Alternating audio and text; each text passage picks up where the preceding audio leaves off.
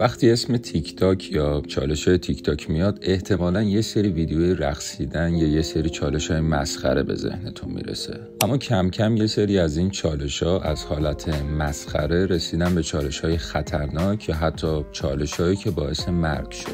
توی این ویدیو میخوام در مورد چالش‌هایی حرف بزنم که باعث یه سری اتفاقای خطرناک یا حتی مرگ شده.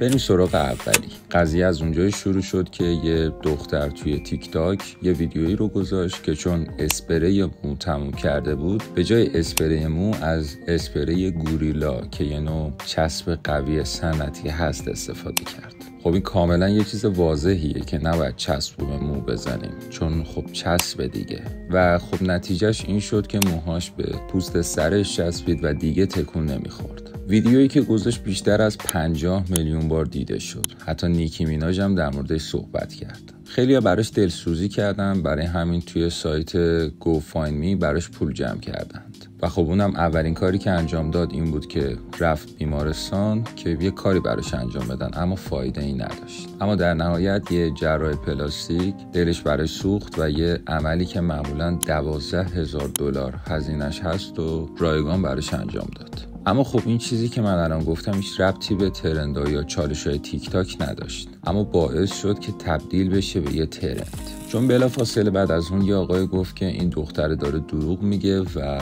چیزی که داره میگه درست نیست و دروغه. برای همین تصمیم گرفت که خودش هم این کارو تست بکنه. اما به جای اینکه چسب رو به موهاش بزنه به لبش زد که خب 1000 برابر بدتر بود و نتیجهش هم یه عمل طولانی و پر از درد بود.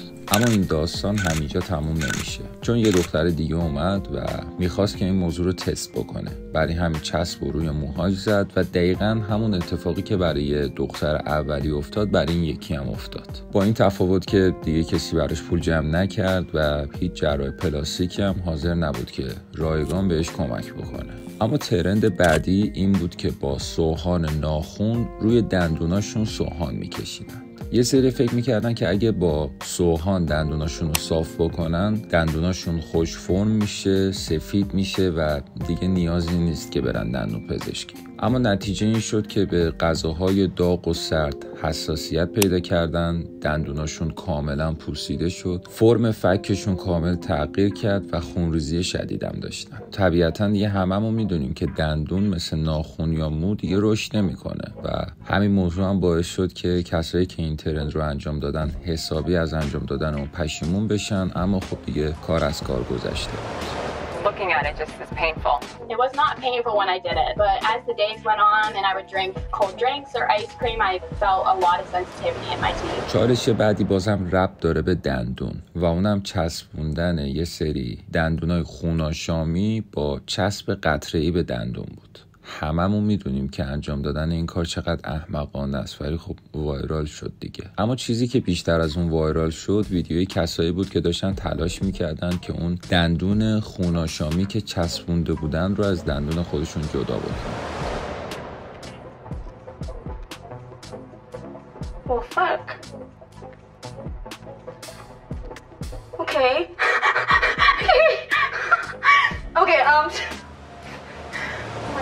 یکی دیگه از عجیب ترین چالش ها این بود که کرمی که مخصوص نوروز هست رو به لباشون میزدن که پروتز بشه. یه صحنه از یه فیلم باعث شروع این ترند بود. اما موضوعی که وجود داره اینه که این کرم مناسب برای پوست لب نیست، چون پوست لب نازکه و باعث سوختگی، تپش قلب، افت فشار، سردرد و حتی مشکلات قلبی میشه. اما قبل از این که بریم سراغ ترند یا چالش بعدی، اگه دوست داری که قسمت دوم این ویدیو رو بسازم توی کامنت ها بهم بگو و اگه این ویدیو رو دوست داشتی حتما ویدیو رو لایک کن. چالش بعدی اسمش درای اسکوپ چالش بود. یه سریا به جای اینکه اون پودر مکملی که دارن رو با یه چیزی شبیه آب مخلوط بکنن و بخورن، اون پودر رو خالی میخوردن. اما نتیجه این کار حمله قلبی، تشنج و حتی میتونه باعث مرگ هم بشه. و یه اینفلوئنسر دقیقاً بعد از اینکه این کار رو انجام داد یه ویدیو از خودش گذاشت و توی اون ویدیو گفت که دچار حمله قلبی شد.